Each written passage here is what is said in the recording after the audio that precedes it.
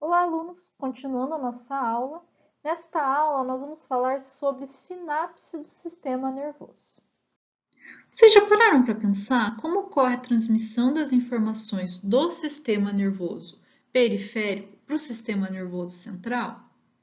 É claro que vocês vão lembrar da aula passada. Essas informações elas ocorrem através de impulso nervoso. Muita gente chama de potencial de ação, mas seria o impulso nervoso. Todo impulso nervoso vai chegar no meu sistema nervoso central do mesmo jeito que ele foi gerado no sistema nervoso periférico. Então, a gente tem modificações nesse impulso. Uma das modificações que ocorre é um bloqueio dessa transmissão.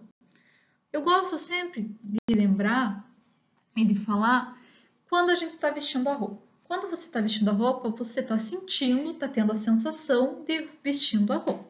A partir do momento que você está com a roupa há muito tempo, você não sente mais que você está com ela, porque o teu sistema nervoso periférico ele começou a bloquear essa informação para o sistema nervoso central, porque é uma informação desnecessária.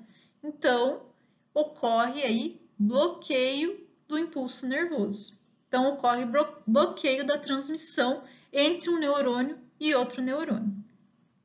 Outra coisa que pode acontecer é quando o impulso nervoso único, ele vem e ele é repetido em vários impulsos. Por exemplo, quando você está sentindo dor, você sente a dor no local e você vai lembrar dessa dor por muito tempo. Ou seja, por exemplo, o teu sistema nervoso periférico fica mandando vários impulsos consecutivos para o teu sistema nervoso central para você ver que está doendo aquela região e ver o porquê que está ocorrendo aquela dor.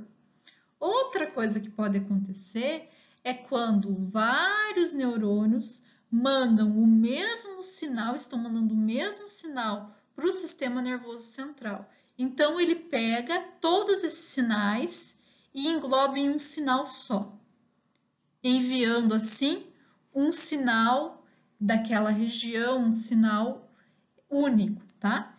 Todos esses sinais, essas funções são chamadas de funções sinápticas do neurônio. Existem dois tipos de sinapse, a química e a sinapse elétrica. A mais comum, a mais frequente no nosso organismo, é a sinapse química. A sinapse química, ela vai envolver substâncias químicas, onde o primeiro neurônio vai secretar lá no seu terminal, lembra no terminal do axônio, essa substância. A substância química é conhecida como neurotransmissor. Os neurotransmissores, eles vão atuar em proteína receptora, presente aí na membrana do neurônio subsequente. E vai promover, então, a excitação, inibição ou pode aí modificar a sensibilidade do próximo neurônio. Nessa imagem, nós temos a sinapse química. Mais para frente eu vou explicar detalhadamente como ela acontece. Agora eu só quero mostrar a diferença da química para a elétrica para vocês por enquanto. Então, a sinapse química, como eu falei para vocês, ela envolve aí neurotransmissores. Existem aproximadamente 50 neurotransmissores descritos na literatura. Claro que nós temos aí alguns mais importantes, né? Como, por exemplo, acetilcolina, norepinefrina, epinefrina, histamina, ácido GABA-aminobutírico, que vocês vão conhecer como GABA, glicerina, serotonina, glutamato. Esses são alguns dos nossos neurotransmissores. Na sinapse elétrica, o citoplasma do neurônio anterior à sinapse e posterior à sinapse, eles são interligados. E os meus íons, eles conseguem se movimentar livremente de uma célula para outra. Não são muito comuns, mas aonde ela existe é essencial, que são aí nas fibras musculares lisas, principalmente quando a gente fala no músculo visceral e no músculo cardíaco. É claro que vocês vão lembrar, quando vocês viram um músculo, que quando um músculo cardíaco se contrai, todos os outros músculos do coração se contraem juntos. E isso ocorre graças à sinapse elétrica. Nessa imagem, nós temos o exemplo da sinapse elétrica. A gente não vai falar muito sobre ela, porque o nosso maior foco agora vai ser a sinapse química, tá? Mas aqui a gente chega ao potencial de ação. A partir do momento que ele chega, os canais da junção comunicante são abertos e os íons eles conseguem passar livremente para o próximo neurônio. Então, agora a gente vai falar detalhadamente como que ocorre, como que é a anatomia fisiológica da sinapse química. Olhando aqui a figura da sinapse química novamente, vamos observar que nós temos os terminais pré-sinápticos que ficam antes da fenda sináptica e o terminal pós-sináptico. No terminal pré-sináptico, a gente consegue ver as vesículas sinápticas, onde tem os neurotransmissores. Esses neurotransmissores eles vão ser liberados na fenda sináptica e se ligar aqui aos meus receptores. Dependendo do tipo de receptor, eu vou ter uma excitação do próximo neurônio ou uma inibição do próximo neurônio. Então, vai depender do receptor. As mitocôndrias, elas vão ser as responsáveis por fornecer o ATP, que é a energia necessária para os meus neurotransmissores, para sintetizar os neurotransmissores. Mas a gente vai ver que nem todo neurotransmissor vai ser sintetizado no terminal sináptico daqui a pouco, tá? A fenda sináptica vai ser onde os meus neurotransmissores eles vão ser liberados, né? E vão se ligar aos receptores. A partir do momento que ele liga ao receptor, ele vai modificar aí a permeabilidade desses íons no neurônio pós-sináptico. Essa modificação da permeabilidade vai fazer com que os íons entrem na célula pós-sináptica e vão gerar aí a resposta celular. Como que ocorre a liberação desses neurotransmissores para a fenda sináptica? Então, vamos lembrar da aula passada do impulso nervoso. Vocês lembram lá que o neurônio, antes de ser sensibilizado, ele é polarizado, então ele tem bastante carga positiva. E aqui nos nossos terminais nervosos, a gente tem vários canais de cálcio. Esses canais de cálcio, eles são dependentes de voltagem. Então, a partir do momento em que o meu impulso nervoso chega aqui no terminal sináptico, ocorre a despolarização da minha membrana. E isso faz com que esses canais de cálcio dependentes de voltagem se abram e o cálcio consegue, então, entrar no meu terminal pré-sináptico. Não se sabe bem como o cálcio ele atua na liberação dos neurotransmissores, mas alguns estudos indicam que esse cálcio, depois que ele entra no meu terminal pré-sináptico, ele vai atuar aqui na superfície interna da membrana, nessa região aqui da membrana pré-sináptica, e vai se ligar a algum sítio de ligação. A partir do momento que ele se liga a esse sítio de ligação, ele consegue fazer a liberação das minhas vesículas sinápticas. E então, o meu neurotransmissor consegue ser liberado para a fenda sináptica. Na minha membrana pós-sináptica, eu vou ter, então, os receptores, são proteínas receptoras. Essas proteínas, elas contêm dois componentes, tá? O componente de ligação e o componente intracelular. O componente de ligação é o que está aqui por fora da minha célula. Então, vai ser onde o meu neurotransmissor vai se ligar. E o componente intracelular vai ser o componente que vai conseguir atravessar a membrana e vai estar aí no interior do meu neurônio pós-sináptico. Os nossos neurotransmissores, então, eles vão atuar nos receptores pós-sinápticos. E nós temos aí dois tipos de receptores pós-sinápticos. Um deles é o receptor ionotrópico. Esse receptor, ele vai atuar na passagem do íon diretamente, ou seja, a partir do momento que meu neurotransmissor se liga a esse receptor, já ocorre a abertura do canal e a passagem do íon pela membrana.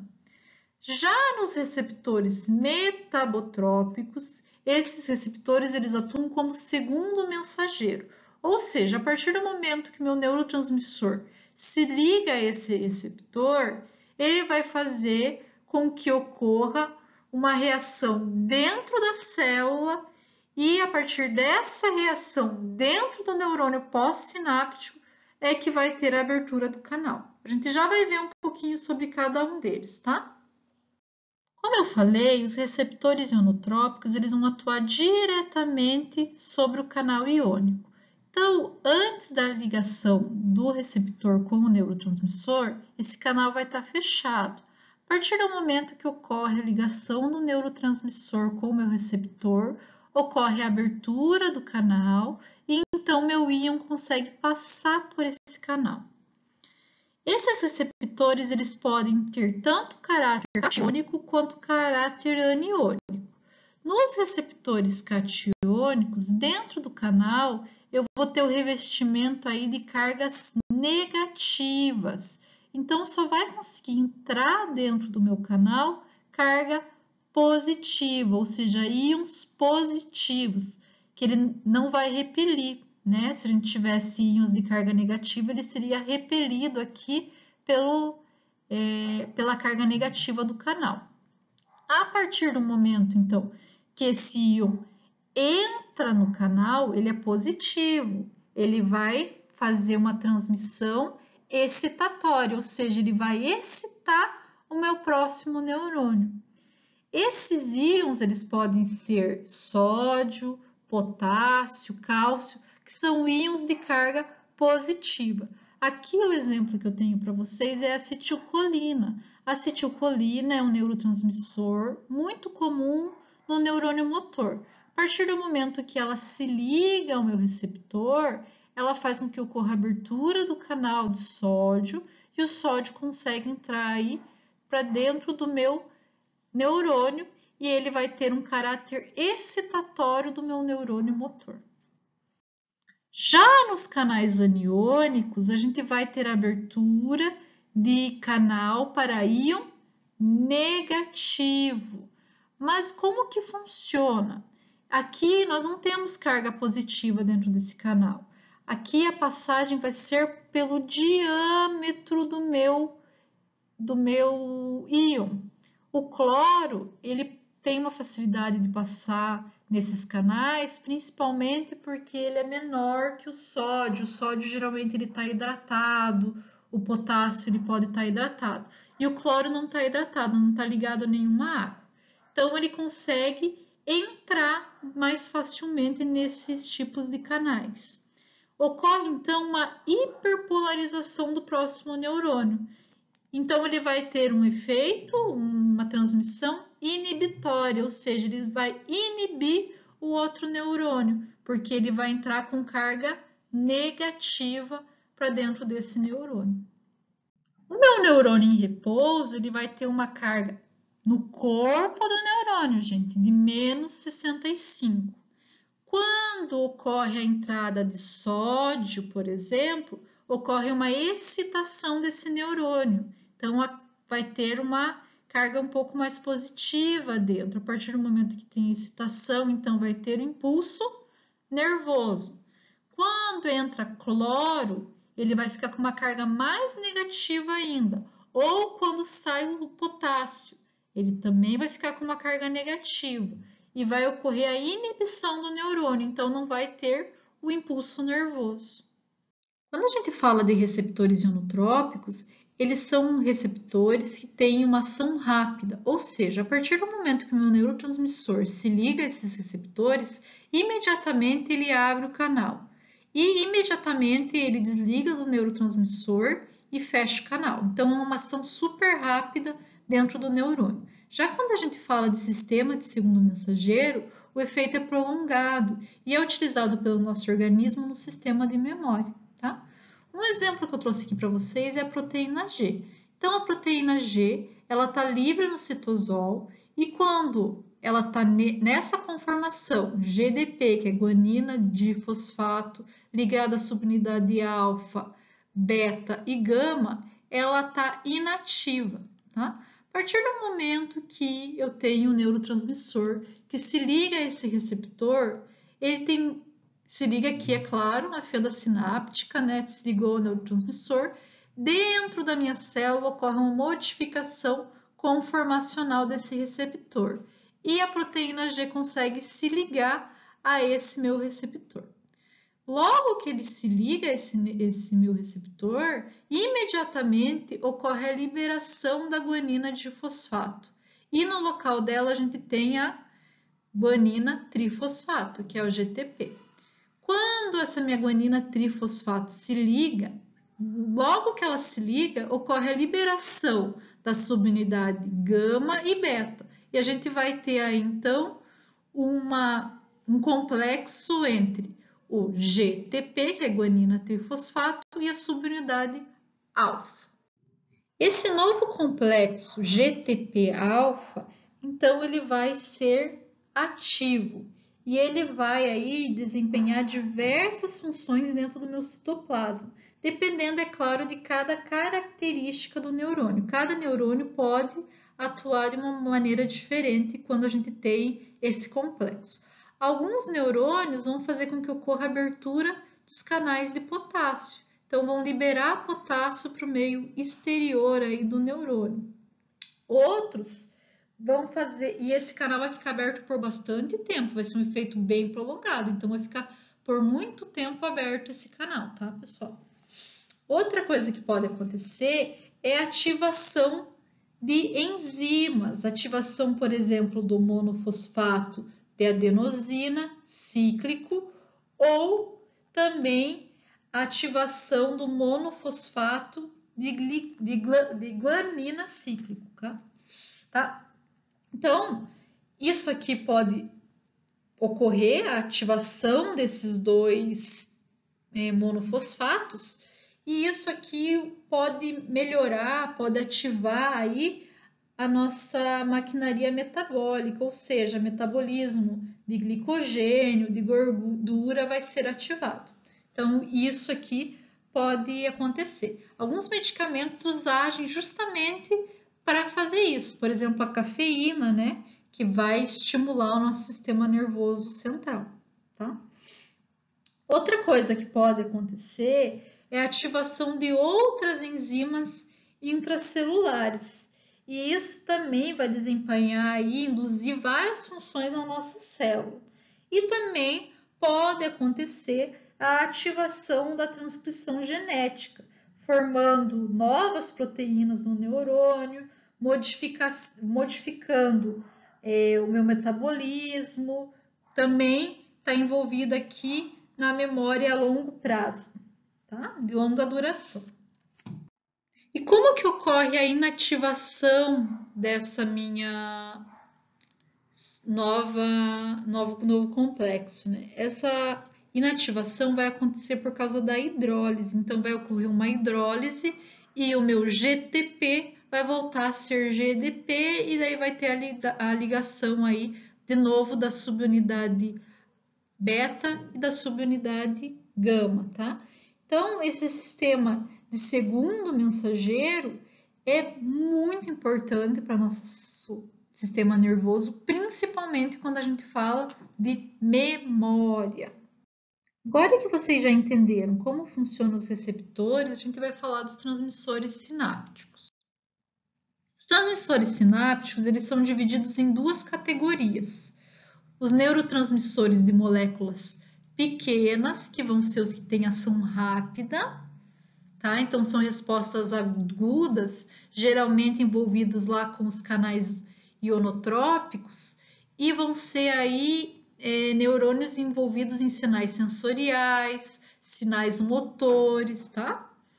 Já os neurotransmissores neuropeptídicos, eles vão ter um tamanho maior comparado com os neurotransmissores de ação rápida e vão ter um efeito mais prolongado, então vão ter ações prolongadas aí no meu neurônio. Os neurotransmissores de ação rápida, que são compostos por moléculas pequenas, eles são sintetizados diretamente no citosol do meu terminal pré-sináptico, tá? Geralmente, esses neurotransmissores vão estar mais ligados lá aos receptores ionotrópicos, por isso eles vão ter uma ação rápida, como eu falei para vocês anteriormente. Existem diferentes classes, tá? Nós temos, por exemplo, a acetilcolina, que vocês já devem ter ouvido falar, ela está ligada ao neurônio motor. Nós temos a serotonina, que é muito conhecido, e ela está diretamente ligada ao humor e também ao sono. Então, quando a gente tem a liberação da serotonina no sistema nervoso, ela vai estimular o sono.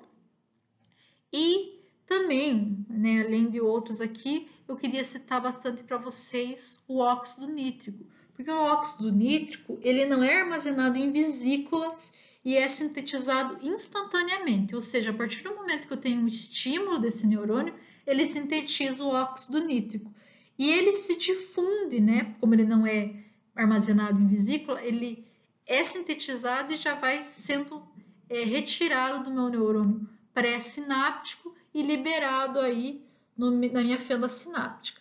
A partir do momento que ele é liberado nessa fenda sináptica, ele já vai se difundindo para o outro neurônio pós-sináptico e ele vai modificar aí as funções metabólicas desse neurônio, vai excitar esse neurônio por alguns segundos, minutos ou até por mais tempo.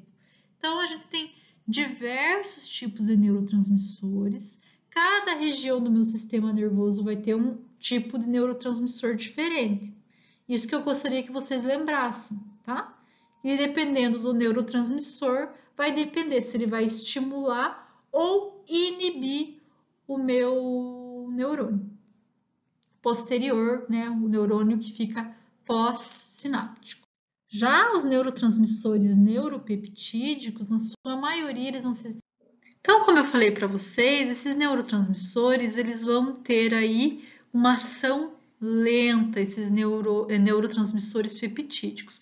Por exemplo, os hormônios que estão lá no hipotálamo, alguns peptídeos que estão na hipófise, eles vão ter aí ação prolongada, tá bom? Nós temos também neurotransmissores que vão atuar no intestino, que vão atuar no cérebro. Temos também outros tecidos, como a angiotensina, que vai regular a pressão arterial. Então, eu coloquei todos aqui. É claro que a gente não vai decorar todos, é difícil, mas para saber mais ou menos aí como eles são subdivididos e a importância deles, que cada local do meu sistema nervoso vai ter um neurotransmissor diferente. Agradeço a atenção de vocês e vou ficar esperando as dúvidas, tá? Muito obrigada, tenha uma boa semana.